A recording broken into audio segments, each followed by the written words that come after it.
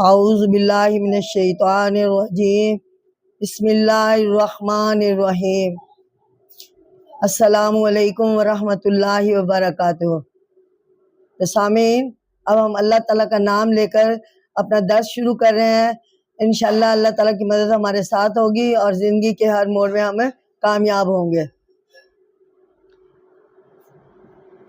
ربی اشرح لی صدری ویسر لی امری واحلل عقدۃ من لسانی یفقہوا قولی۔ ناظرین، اب میں آپ کے سامنے قرآن پاک کی سورۃ بقرہ اس کی آیت نمبر 252 کا ترجمہ و تفسیر آپ کے سامنے پیش کر رہی ہوں۔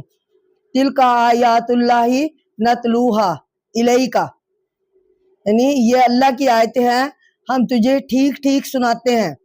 تل کا سنانا، تل کا یہ آیات اللہ، یہ اللہ کی آیات، نتلوہا یعنی سنانا، علیکا تمہیں، یعنی تمہیں سنا رہے ہیں، بالحق کی حق کے ساتھ جو ٹھیک ٹھیک ہے۔ وَإِنَّكَ لَمِنَ الْمُرْسَلِينَ، اور بے شک تو ہمارے رسولوں میں سے ہے۔ تو ناظرین، ان آیات کی تشریح کچھ ایسے ہے کہ بالحیہ یا بالحق، ٹھیک ٹھیک، یعنی اس سے مراد یہ ہے کہ گزشتہ قصے اور نشانیاں کمی پیشی کے بغیر پیغمبروں کو سنائی جاتی ہیں۔ اس لفظ کو لا کر یہ بھی واضح کر دیا گیا ہے کہ قرآن مجید دوسری کتابوں کی طرح قصوں کا مسح نہیں کرتا، یعنی دوسرے قصوں کو مسخ نہیں کرتا۔ تو من المرسلین، رسولوں میں سے، اس لفظ سے واضح یہ ہے کہ حضرت محمد مصطفیٰ صلی اللہ علیہ وسلم کی حیثیت بھی دوسرے پیغمبروں کی طرح ایک پیغمبر ہی کی ہے۔ پیغمبر نہ تو خدا ہے اور نہ کوئی دیوتا۔ غرض قرآن مجید شرک سے بچنے کے لیے صحیح الفاظ استعمال کرتا ہے۔ اس جملے میں یہ بھی واضح کیا گیا کہ جس طرح اللہ تعالیٰ نے حضرت داؤد علیہ السلام کو علم اور حکمت اور نبوت دی تھی، اسی طرح اللہ تعالیٰ نے پیغمبر اسلام صلی اللہ علیہ وآلہ وسلم کو بھی اپنی نعمتوں سے سرفراز کیا ہے۔ تو ناظرین، اس آیت میں کچھ ایسے بتایا گیا ہے کہ اس آیت میں اللہ تعالیٰ نے یہ بھی بتایا ہے کہ یہ گزشتہ قصے جو ہم پیغمبر علیہ السلام کو سناتے ہیں یہ بالکل حق ہے، ان میں کسی طرح کا شک و شبہ نہیں ہے۔ ان قصوں میں بے شمار نصیحت کی باتیں ہیں جو آنے والی قوموں اور نسلوں کے لیے مشعل راہ کا کام دیتی ہیں۔ نبی کریم صلی اللہ علیہ وسلم کے ہزاروں لوگوں کو اپنے گھروں سے نکلنا، اچانک مر جانا، پھر اللہ تعالیٰ کے حکم سے زندہ ہو جانا، جالوت کا ان پر حملہ کرنا، ان کا سپہ سالار کے لیے درخواست کرنا، حضرت طالوت علیہ السلام کا بادشاہ بننا، انہی علم اور جسم میں لڑائی دینا، تابوت سکینہ کا واپس آنا، طالوت کا جالوت کے مقابلہ میں نکلنا، حضرت محمد مصطفیٰ صلی اللہ علیہ وسلم اور حضرت طالوت علیہ السلام کا بادشاہ بننا، حضرت داؤد علیہ السلام کا جالوت کو قتل کرنا اور انہیں سلطنت حکمت کا عطا ہونا، ان سب باتوں کی اطلاع اللہ تعالیٰ نے اپنے پیغمبر کو دینا، یہ اور ان میں ہمارے لیے نصیحت ہے۔ ناظرین، اللہ تعالیٰ نے اپنے رسول کو یہ بھی بتایا کہ ہمارے رسول میں سے ایک رسول ہے، اور اس کی وجہ یہ ہے کہ ہم گزشتہ زمانوں کے قصے نشان کھولتے ہیں اور باتیں صرف پیغمبروں کو ہی بتائی جاتی ہیں، حالانکہ یہ تمام باتیں نہ تو آپ نے کسی کتاب میں نہ کسی میں سے سنی ہے، بلکہ صرف اللہ تعالیٰ کی وحی جو فرشتے جبرائیل امین علیہ السلام آپ پر لے کے آتے تھے اللہ تعالیٰ کی طرف سے اور معلومات دیتے تھے سابقہ واقعات کی، اور نبی پاک صلی اللہ علیہ وسلم کو پہنچاتے تھے۔ قرآن مجید ان بیان سے کہیں بھی تاریخ اور سیرت نگاری مقصود بلکہ اصل مدہ نصیحت اور عبرت ہے۔ ہمارا فرض ہے کہ گزشتہ امتوں کے حالات کے آئینہ میں ماضی کے ذریعے اپنے حال کو درست کریں اور مستقبل کی فکر کریں۔ اگر ہم نے ایسا نہ کیا تو یہ ہماری حد درجہ غفلت اور نادانی ہوگی۔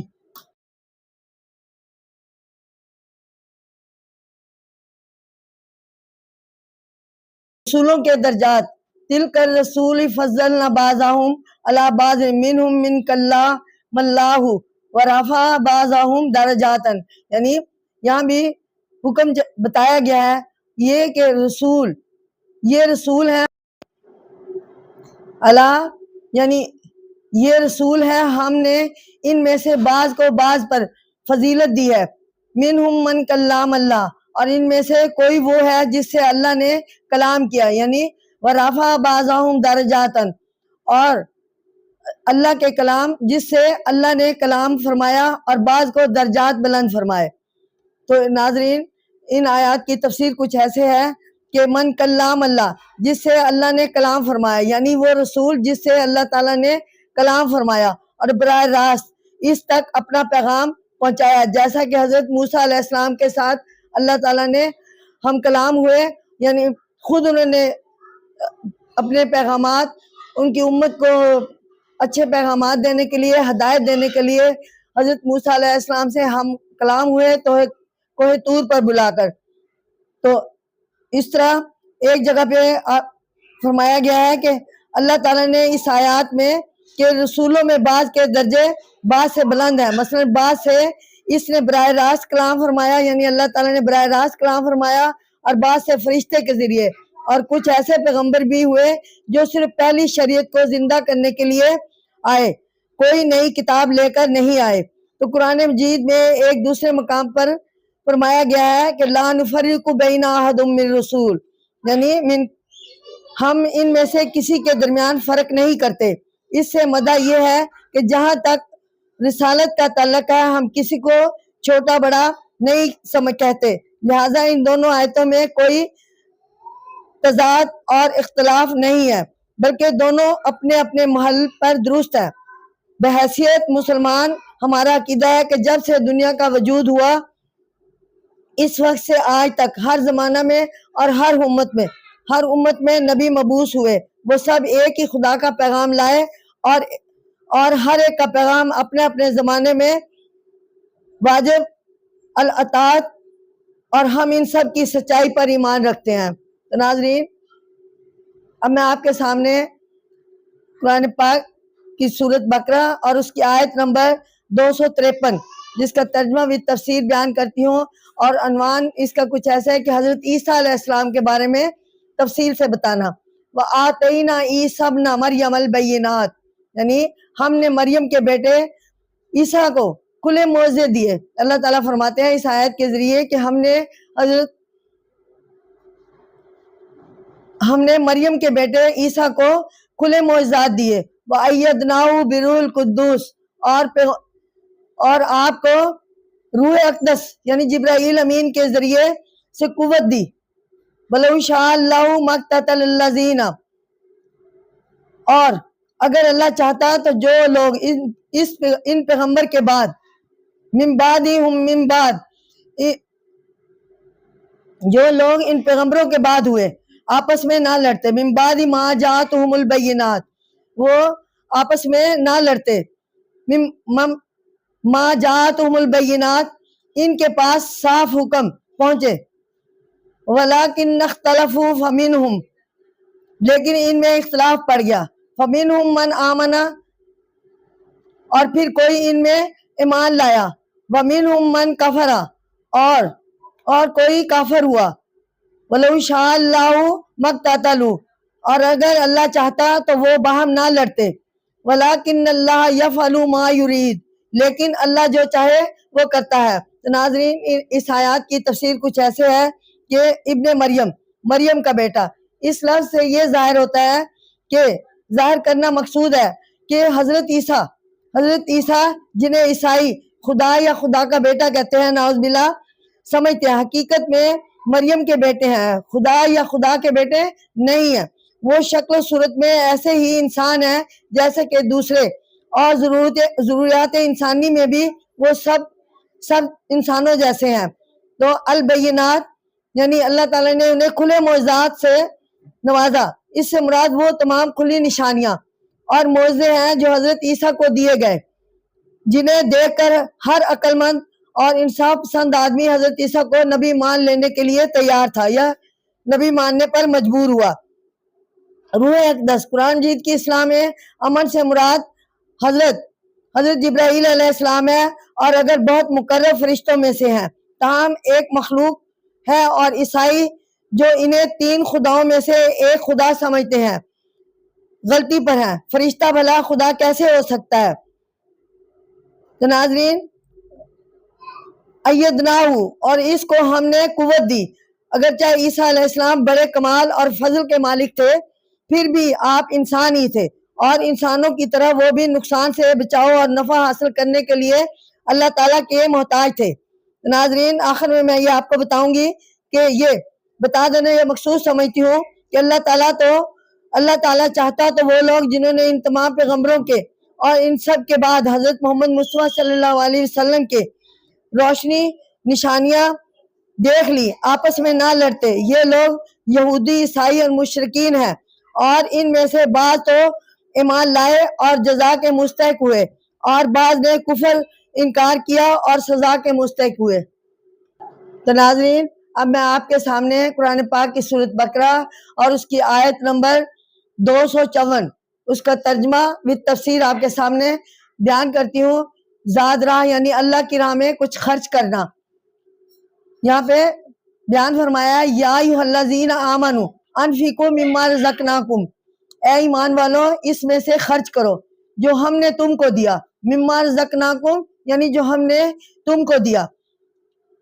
من قبل ان یاتی یوم لا بیع فیہ، دیا اس دن کے آنے سے پہلے کہ جس دن نہ خرید و فروخت ہوگی، یعنی یوم لا بیع فیہ ولا خلۃ، اس دن نہ خرید و فروخت ہے، نہ آشنائی، ولا شفاعت اور نہ سفارش، والکافرون ہم الظالمین، اور جو کافر ہے وہی ظالم ہے۔ تو ناظرین، اس آیت کی تفسیر کچھ ایسے ہے کہ رزقناکم، ہم نے تمہیں عطا کیا، یہاں جمع متکلم کا صیغہ لا کر اللہ تعالیٰ نے یہ واضح کر دیا کہ مال، دولت اور رزق اور خوشحالی جو کچھ بھی لوگوں کے پاس ہے وہ سب ہمارا ہی دیا ہوا ہے، یعنی اللہ تعالیٰ کا ہی دیا ہوا ہے، اور اصل میں ہمیں ہی حق حاصل ہے کہ جن کاموں میں چاہے مال اور دولت صرف کرنے کا حکم بھی اللہ تعالیٰ نے ہی دیا ہے۔ تو ناظرین، یوم یعنی اس دن، قیامت کے دن سے مخاطب کیا جا رہا ہے۔ یہاں دن سے مراد روز قیامت ہے۔ مطلب یہ ہے کہ نیک کاموں میں مال خرچ کرنے اور نیکیاں جمع کرنے کا موقع اس دنیا میں ہے، یعنی اس کے بعد جب روز قیامت آ پہنچے گا تو پھر کسی عمل کا موقع نہیں ملے گا۔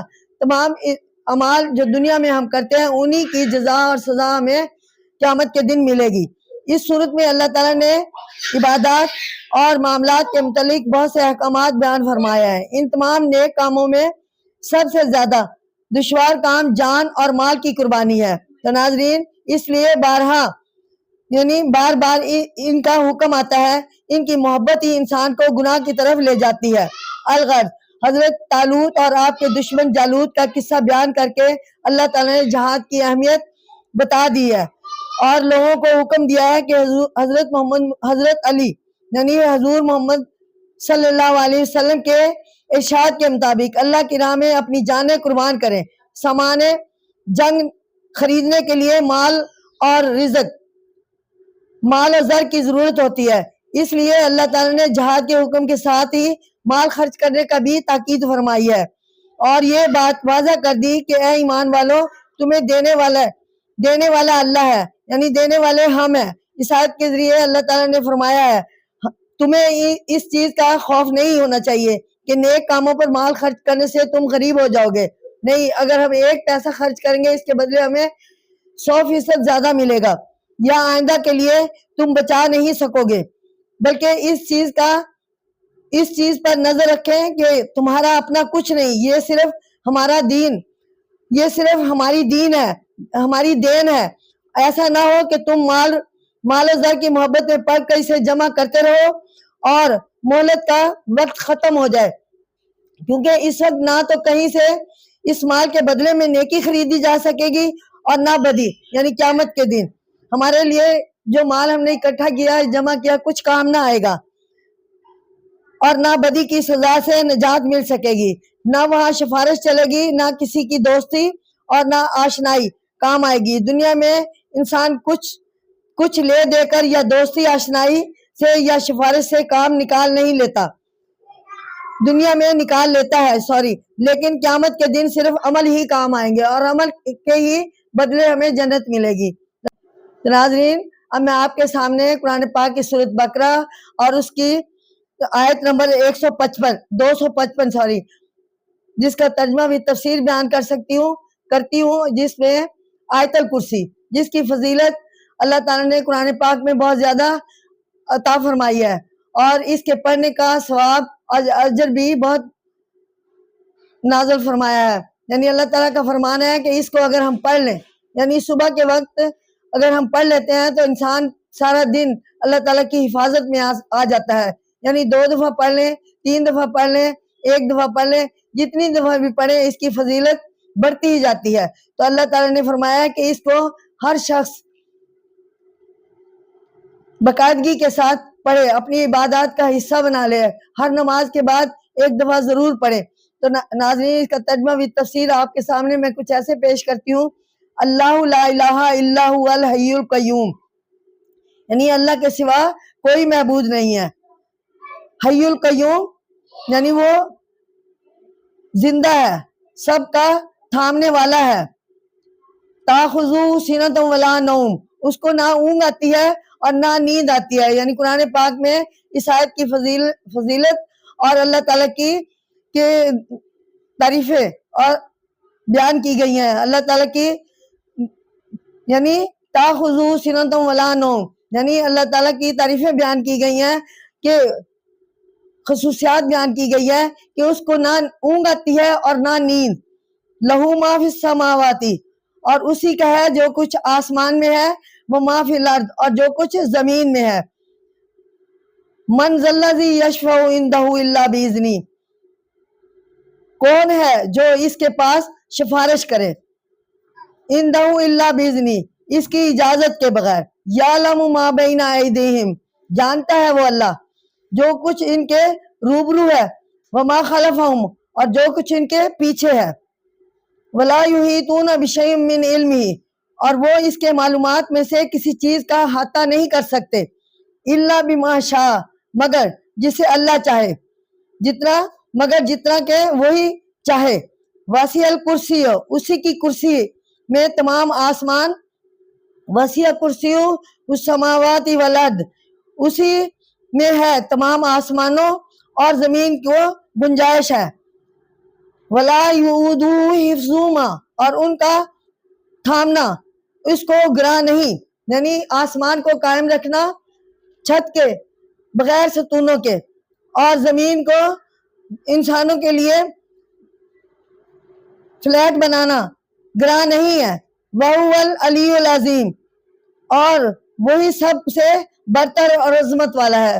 تو ناظرین، زمین جو ہے وہ گول ہے اور اللہ تعالیٰ نے اس کو تھمایا ہوا ہے۔ یہ اللہ تعالیٰ ہی کی قدرت ہے کہ اس زمین پر اللہ تعالیٰ نے پہاڑوں کو تعینات کر کے اس کا بیلنس برقرار رکھا ہوا ہے۔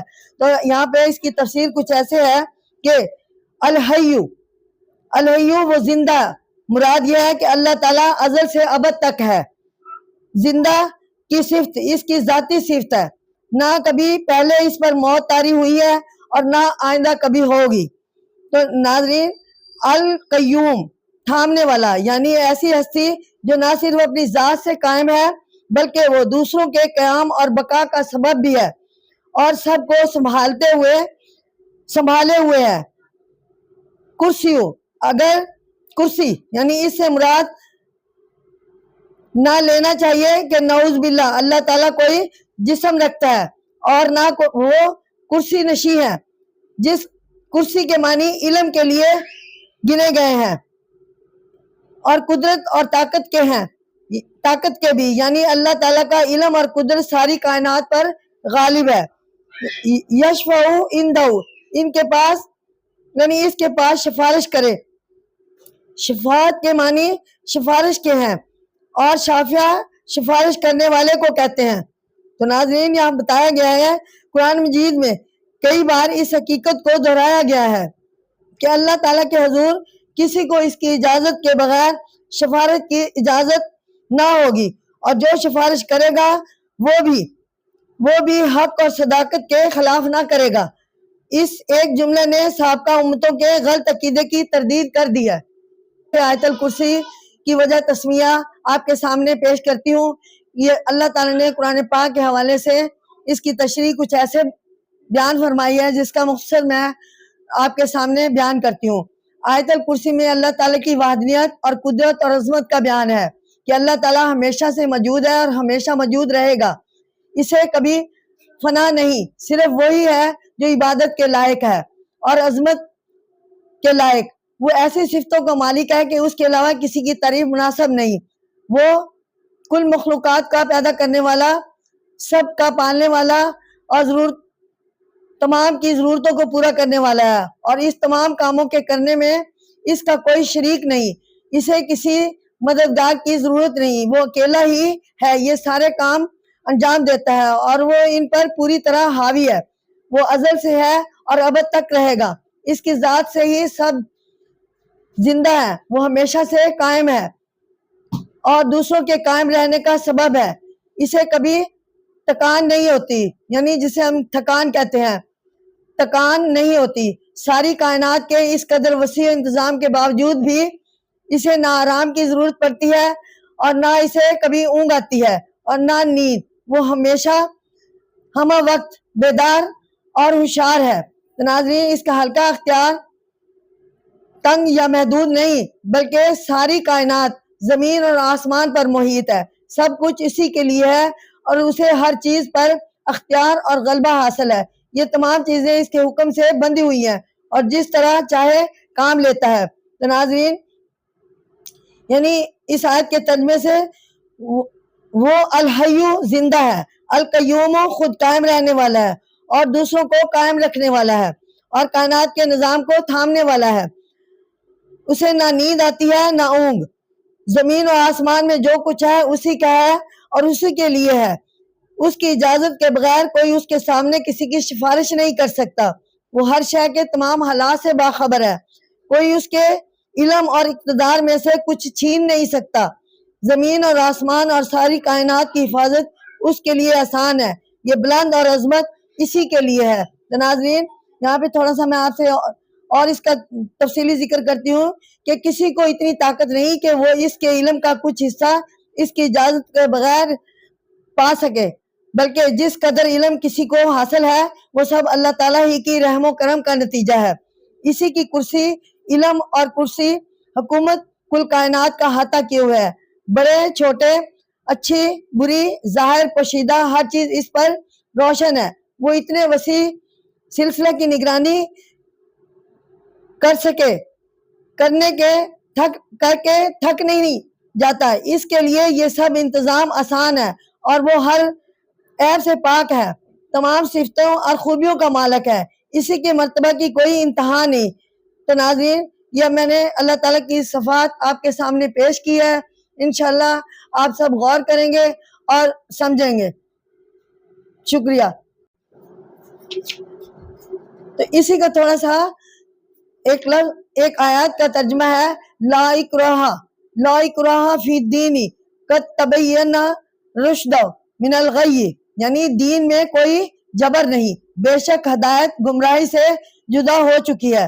تو ناظرین، یہاں پہ اس آیت سے اسلام کی مذہبی آزادی واضح ہوتی ہے۔ اسلام ہر شخص کو مذہب کے بارے میں اختیار عطا کرتا ہے، اسلام قبول کرنے کے لیے کسی کو مجبور نہیں کرتا اور اپنے ماننے والوں پر تبلیغ کو فرض قرار دیتا ہے، لیکن اس امر کی اجازت ہرگز نہیں دیتا کہ وہ کسی کو زبردستی اسلام میں داخل کرنے اور اسے اسلام قبول کرنے پر مجبور کرے۔ تو مختصر یہ کہ اسلام کی تکمیل تاریخ اس حقیقت پر گواہ ہے کہ مسلمانوں نے کبھی اپنے ہمسایوں بلکہ محکوم رعایا کو بھی اسلام قبول کرنے پر مجبور نہیں کیا۔ اگر ایسا ہوتا تو ہندو پاکستان میں مسجدوں کے ساتھ مندر نہ ہوتے، مسلمانوں کے دارالخلافوں میں شاہی قلعوں کے زیر سایہ مندر، گردوارے اور غیر مسلموں کی عبادت خانے نہ ہوتے۔ ایک بات خوب سمجھ لینی چاہیے کہ اس سے یہ ہرگز مراد نہیں کہ ایک شخص اسلام قبول کرنے کے بعد آزاد ہے کہ اسلام کی جس بات کو چاہے مانے اور جس کو چاہے نہ مانے۔ جب ایک بار مذہب اسلام قبول کر لیا تو اس کے تمام حکموں کو ماننا ہوگا۔ اب آزادی اور اختیار کا سوال نہیں رہتا۔ آزادی صرف مذہب کے قبول اور رد کرنے میں ہے، عمل میں نہیں۔ اگر خدا نخواستہ ایسا ہو جائے تو مذہب کی کوئی حیثیت ہی باقی نہیں رہتی۔ تو ناظرین، اب میں آپ کے سامنے قرآن پاک کی سورۃ بقرہ کی آیت نمبر 257 ترجمہ و تفسیر آپ کے سامنے پیش کرتی ہوں، ملاحظہ فرمائیے۔ ہدایت اور گمراہی، اس موضوع کے تحت اللہ تعالیٰ نے یہ سورت اور اس کا ترجمہ و تفسیر نازل فرمایا ہے۔ وَمَن يَكْفُرْ بِالطَّاغُوتِ وَيُؤْمِنُ، جو گمراہ کرنے والوں کو نہ مانے اور اللہ پر ایمان نہ لائے تو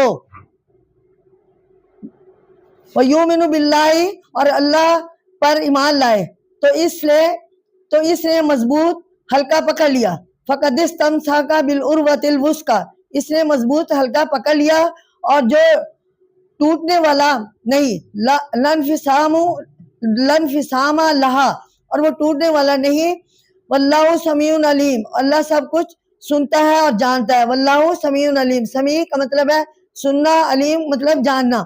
اللہ ولی الذین آمنوا یخرجوہم من الظلمات، اللہ ایمانداروں کا مددگار ہے، انہیں اندھیروں سے روشنی میں، من الظلمات اندھیروں سے روشنی میں کی طرف نکالتا ہے، الی النور یعنی اندھیروں سے روشنی کی طرف لے جاتا ہے۔ والذین کافروا، اور جو لوگ کافر ہوئے، اولئک هم الطاغوت، ان کے رفیق شیطان ہے، یعنی طاغوت شیطان مراد لیا گیا ہے۔ یخرجونہم من النور الی الظلمات، شیطان انہیں نکالنے میں روشنی سے اندھیروں کی طرف۔ اولئک اصحاب النار، یہی لوگ دوزخ میں رہنے والے ہیں۔ ہم فیہا خالدون، اور وہ اس میں ہمیشہ رہیں گے۔ تو ناظرین، اس کی تفسیر کچھ اس طرح بیان کروں گی، ملاحظہ فرمائیے۔ الطاغوت، سرکش اور گمراہی کرنے والا، طغا اس کا مادہ ہے، طاغی اور طغیان بھی اس سے نکلتے ہیں۔ الطاغوت سے مراد وہ ہستی ہے جو بااختیار ہے، جو بھی گمراہ ہو اور دوسروں کو گمراہ کرنے کا سبب ہو۔ تو ولی مددگار، دوست، اس کی جمع اولیاء ہے۔ یہ لفظ رفیق، سرپرست کا کارساز اور دوست کے معنی میں استعمال ہوا ہے۔ الظلمات، اندھیرے، اس کا واحد ظلمت ہے۔ روشنی اور نور ایک ہی ہو سکتا ہے، لیکن تاریکیاں کئی قسم کی ہو سکتی ہیں۔ یہاں کفر، شرک سے بے ایمانی اور گمراہی کی تاریکیاں مراد ہے۔ اللہ تعالیٰ نے واضح لفظوں میں فرمایا ہے کہ جو کوئی ہدایت اختیار کرے گا وہ گویا نور میں پہنچ جائے گا، اللہ اس کا رفیق کارساز ہوگا۔ جو کوئی کفر اور سرکشی اختیار کرے گا گویا وہ اندھیروں اور تاریکیوں میں گرفتار ہو جائے گا۔ سرکشی اور گمراہ اسی کے ساتھ ہوں گے اور جہنم اس کا ٹھکانہ ہوگا۔ تو ناظرین، اب میں آپ کے سامنے قرآن پاک کی سورۃ بقرہ اس کی آیت نمبر 258 کا ترجمہ و تفسیر بیان کروں گی۔ اس کو عنوان کچھ ایسے دے گئے کہ حضرت ابراہیم اور نمرود کا واقعہ، یعنی علم ترى الا الذين حاج ابراہیم۔ دیکھیں، یہاں پہلے بھی میں نے اس کی تفسیر کچھ بتائی تھی کہ جہاں پہلے الف کے ساتھ لام آئے تو وہ میجر پوائنٹ ہوتا ہے کہ وہ کسی اہم واقعے کا اس کے پیچھے ذکر ہوتا ہے۔ تو یہاں پہ بھی علم ترى یعنی بتایا گیا ہے کہ کیا تو نے اس شخص کو نہ دیکھا، علم ترى الی الذی حاج ابراہیم، کیا تو نے اس شخص کو نہ دیکھا جس نے ابراہیم سے اس کے رب فی ربی، اس کے رب کے بابت جھگڑا کیا، انا آتاہ اللہ الملک، اور اس وجہ سے کہ اللہ نے اسے سلطنت دی تھی۔ اذ قال ابراہیم، جب ابراہیم نے کہا ربی، کہا میرا رب وہ ہے، ربی الذی یحیی، میرا رب وہ ہے جو زندہ کرتا ہے، وہ یمیت، اور جو مارتا ہے۔ قال انا احیی و امیت، وہ بولا میں بھی جانتا ہوں، میں جلاتا ہوں، یعنی نمرود بولا کہ میں بھی جلاتا ہوں۔ ابراہیم قال انا احیی و امیت، میں بھی جلاتا ہوں اور مارتا ہوں۔ قال ابراہیم علیہ السلام نے کہا بے شک، فإن اللہ، بے شک اللہ سورج کو یعنی یاتی بالشمس من المشرق، میرا اللہ سورج مشرق سے لاتا ہے، اب تو اسے فآتی بہا من المغرب، تو اسے مغرب سے لا کے دکھا، تب فبو حصہ فبو ہت الذی کفرا، تو تب وہ کافر، یعنی تب وہ کافر حیران رہ گیا، الذی کفرا، تو تب وہ نمرود کافر حیران رہ گیا، واللہ لا یہدی القوم الظالمین، اور اللہ بے انصافوں کو راہ نہیں دکھاتا۔ تو ناظرین یہاں پہ اب حضرت ابراہیم علیہ السلام اور نمرود کی کچھ کنورسیشن، یعنی ان کا آپس میں اختلافات یا گفتگو بیان کی گئی ہے۔ تو یہاں پہ میں آپ اس کی تفسیر کچھ ایسے بیان فرماتی ہوں، الذی حاجہ، جس نے جھگڑا کیا حضرت ابراہیم علیہ السلام سے، یعنی نمرود نے حضرت ابراہیم علیہ السلام سے بحث و مباحثہ کیا۔ بحث کرنے والا شخص آپ کے زمانہ کا بادشاہ تھا، یعنی حضرت ابراہیم علیہ السلام کے زمانے میں نمرود بادشاہ تھا۔ مفسروں نے نمرود کا نام لیا ہے، اس سے پہلے آیت میں ایمانداروں اور کافروں کا ذکر تھا اور نور کی روشنی اور کفر کی تاریکی کا بیان تھا۔ اب اس آیت کی تائید میں چند مثالیں بیان کی گئی ہیں۔ پہلی مثال میں نمرود بادشاہ کا ذکر ہے، وہ سلطنت کے غرور سے اپنے آپ کو سجدہ کرواتا تھا، حضرت ابراہیم علیہ السلام اس کے سامنے آئے تو سجدہ نہ کیا۔ نمرود نے درجہ دریافت کی کہ تو آپ نے فرمایا کہ میں اپنے رب کے سوا کسی کو سجدہ نہیں کرتا، یعنی نمرود چاہتا تھا کہ حضرت ابراہیم علیہ السلام نعوذ باللہ نمرود کو سجدہ کرے، تو حضرت ابراہیم علیہ السلام نے جواب دیا کہ میں اللہ تعالیٰ کے سوا کسی کو سجدہ نہیں کرتا۔ اس نے کہا کہ رب تو میں ہوں، حضرت ابراہیم نے جواب دیا رب وہ ہے جو زندہ کرتا ہے اور مارتا ہے۔ حضرت ابراہیم کی اس دلیل کے جواب میں نمرود نے وہ 2 قیدی منگائے اور ان میں سے جو بے قصور تھا اسے مار ڈالا اور قصوروار کو چھوڑ دیا، اور کہا کہ آپ نے دیکھا جس کو چاہوں مارتا ہوں اور جسے چاہوں موت سے بچاتا ہوں۔ اگرچہ نمرود حضرت ابراہیم کے چیلنج کا صحیح جواب نہ دے سکا تھا، آپ نے سوچا کہ نمرود میری دلیل کو نہیں سمجھا، اس لیے آپ نے سورج کی دلیل پیش کی اور فرمایا میرا رب مشرق کو سورج سے نکالتا ہے، سورج سے چڑھاتا ہے، تو مغرب سے چڑھا کر دکھا، یعنی مغرب سے نکال کر دکھا۔ اس پر وہ مغرور احمق لاجواب ہو گیا اور اس سے کچھ بن نہ پڑا، لیکن اس کے باوجود نمرود ایمان نہ لایا۔ اور واقعی بے انصافوں کو اللہ تعالیٰ کی طرف سے ہدایت ملتی ہے، بے انصافوں کو اللہ تعالیٰ ہدایت نہیں دیتا، راہ ہدایت نہیں دکھاتا۔ تو ناظرین اب میں آپ کے سامنے قرآن پاک کی سورۃ بقرہ اس کی آیت نمبر 259 کا ترجمہ و تفسیر بیان کرتی ہوں۔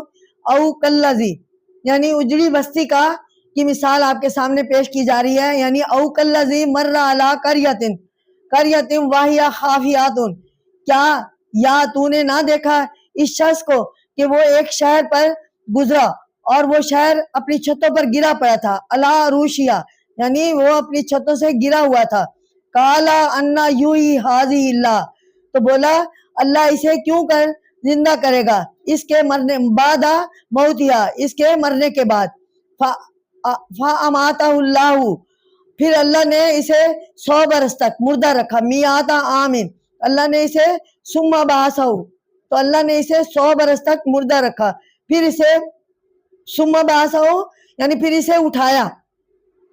قال کم لبثت، قال لبثت، پوچھا تو کہا کتنے دیر تک تو یہاں پہ رہا، قال لبثت، وہ بولا 1 دن، یا لبثت یوم او بعض یوم، کہتا 1 دن یا 1 دن سے کچھ کم، کہا نہیں، قال بل لبثت میعۃ، تو اس کو کہا گیا، اسے بتایا گیا کہ نہیں بلکہ تو 100 برس، آمین فانظر، تو 100 برس وہاں رہا، اب دیکھ، فانظر پھر دیکھ اپنا کھانا، اللہ طعامی کا، پھر اپنا کھانا دیکھ اور پینا، اور شرابی کا اور پینا نہیں، سڑا نہیں، لم यतसन्नाहु यानी खाना पीना देख वो खराब नहीं किया गया, और देख अपने गधे को, यतसन्ना वंजुर इला हिमारी का, और अपने गधे को, और हमने तुझे नमूना बनाना चाहा, वली नज अला का आयातन लिन्नास, और हमने तुझे आने वाली नस्लों के लिए नमूना बनाना था, लोगों के लिए। और हड्डियों की तरफ देख, फंजुर इलल इज़ामी कैफ़ा नुनशिज़ुहा, और हड्डियों की तरफ देख कि हमने उन्हें किस तरह उभार कर जोड़ दिए। फिर सुम्मा नक्सूहा, फिर इन पर गोश्त पहनाते हैं, लहमन यानी सुम्मा नक्सूहा लहमन, फिर उन पर गोश्त बनाते हैं, ये गोश्त दोबारा से लगा दिया। फलम्मा तबय्यना लहू, फिर जब इसी पर ये हाल जाहिर हुआ तो वो क्या उठा, काला आलमू, तो क्या उठे कि मुझे मालूम है, आलमू अन्नल्लाह अला कुल्ली शैइन कदीर, तो वो बोल उठा कि मुझे मालूम है बेशक अल्लाह हर चीज पर कादर है। तो नाजरीन, इस आयत की तफसीर कुछ ऐसे है कि अल्लाज़ी मर्रा, जो शख्स गुजरा, उस शख्स के बारे में मुख्तलिफ कौल है। बाद मुफस्सिरीन का ख्याल है कि हजरत अजीज अलैहिस्सलाम थे और आप इसराइल अलैहिस्सलाम के सिलसिला के मशहूर पैगंबर गुजरे हैं। इनका जमाना 5वीं सदी कबल मसीह था। 450 में 1500 यहूदियों को इनकी कैद और जिलावतनी से छुड़ाकर फलस्तीन लाए। बाज का ख्याल है कि इस शख्स से मुराद हजरत यर्मियाह नबी हैं, ये भी इसराइल सिलसिला के पैगंबर थे और 7वीं सदी कबल मसीह में थे। तो नाजरीन, अब मैं आपके सामने कुरान पाक की सूरत बकरा उसकी आयत नंबर 260 तर्जमा व तफसीर बयान करती हूँ। मुलाहिजा फरमाइए, मुर्दों को जिंदा करना अनवान कुछ ऐसा है, वह काला इब्राहिम रब्बी अरनी कैफा, और याद करो जब इब्राहिम ने कहा ए मेरे रब मुझे दिखला, अरनी कैफा तू यल मौता, मुझे दिखला कि तू मुर्दे कैसे जिंदा करता है या कैसे जिंदा करेगा। काला अवलम तू मीनू,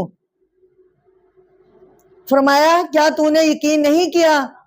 काला बला, नहीं, क्या कहा क्यों नहीं, बला कहा क्यों नहीं, बला किल्ली यत्मा इन्ना, लेकिन इस वास्ते चाहता हूं कि मेरे दिल को तसल्ली हो जाए, कल भी यानी बला किल्ली यत्मा इन्ना कल भी यानी मेरे दिल मुतमिन हो जाए, मेरे दिल को तसल्ली हो जाए।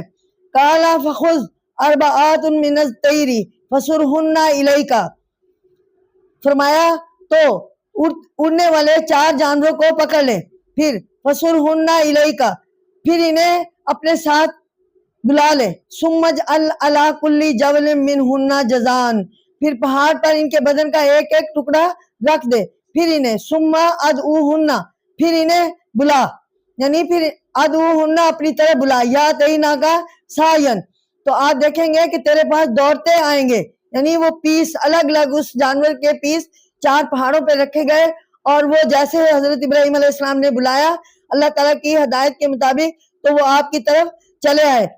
वह आलमू अन्नल्लाह अजीजुन हकीम, वो तेरे पास दौड़ते आएंगे और जान ले कि अल्लाह जबरदस्त हिकमत वाला है। तो नाजरीन, इस आयत की तफसीर कुछ ऐसे है कैफा, क्योंकि यहाँ ये बात जाहिर है कि हजरत इब्राहिम अलैहिस्सलाम ने मुर्दों की जिंदा होने पर कोई शक को जाहिर नहीं किया, बल्कि सिर्फ ये पूछा कि वो किस खास कैफियत के साथ जिंदा किए जाएंगे, इनको दोबारा जिंदा बख्शने का खास तरीका क्या होगा। ये हजरत इब्राहिम अलैहिस्सलाम ने अल्लाह ताला से रिक्वेस्ट की और वो देखना चाहते थे या अल्लाह ताला से कुछ हासिल करना चाहते थे इस बना पर। अलबत्ता हजरत इब्राहिम अलैहिस्सलाम अल्लाह ताला के बंदे थे और हर अल्लाह ताला के हुक्म की ताबेदार थे। मिनहुन्ना जुल, यानी इनके बदन का एक एक टुकड़ा, यानी इन 4 जानवरों के मिले जुले हुए गोश्त के एक एक हिस्सा जो है वो पहाड़ों पर बिखेर दे। अल्लाह ताला ने हजरत इब्राहिम अलैहिस्सलाम को नसीहत की तो इसी और फिर उनको अल्लाह ताला के कहने के मुताबिक बुलाया, तो वो मुनफरिद पीस जो थे 4 पहाड़ों पर बिखरे हुए थे वो सब के सब इकट्ठे हो गए और 4 जानवर जो थे वो बिल्कुल ठीक रिन्यू हो गए। आयतल कुर्सी में अल्लाह ताला ने अपनी कुदरत अजमत को बयान करके बताया था कि हदायत और गुमराही की राहें صاف صاف واضح ہو چکی ہے، اس لیے اب ہر عقل سلیم والے شخص کو چاہیے کہ وہ نیکی کی راہ اختیار کرے۔ اس کے بعد قرآن مجید نے مختلف واقعات بیان کر کے یہ واضح کر دیا کہ نیکی اور بدی کی راہوں کے صاف کھل جانے کے باوجود بعض لوگوں کو ہدایت کی توفیق نہیں ہوتی۔ اس سلسلے میں حضرت ابراہیم علیہ السلام اور نمرود کا واقعہ بیان کیا گیا ہے۔ پھر مردوں کو زندہ کرنے کی قدرت اور اختیار کو بیان کرنے کے لیے اللہ تعالیٰ نے حضرت عزیز علیہ السلام کا واقعہ بیان کیا، اور اس کے مزید تاکید کے لیے ان آیتوں میں حضرت ابراہیم علیہ السلام کا ایک واقعہ بیان کیا گیا۔ تفصیل کے ساتھ ہم اگلے سبق میں آپ کے سامنے پیش ہوں گے، اور اس کے بعد وہ باتیں بھی بتائیں گے جو اس واقعہ سے بطور سبق لی گئی ہیں۔ تو ناظرین، اب میں اپنے درس کے اختتام پر ہوں اور آپ سے اجازت چاہتی ہوں۔ انشاءاللہ آئندہ اسباق لے کر آپ کی خدمت میں حاضر ہوں گے۔ اجازت دیں، شکریہ۔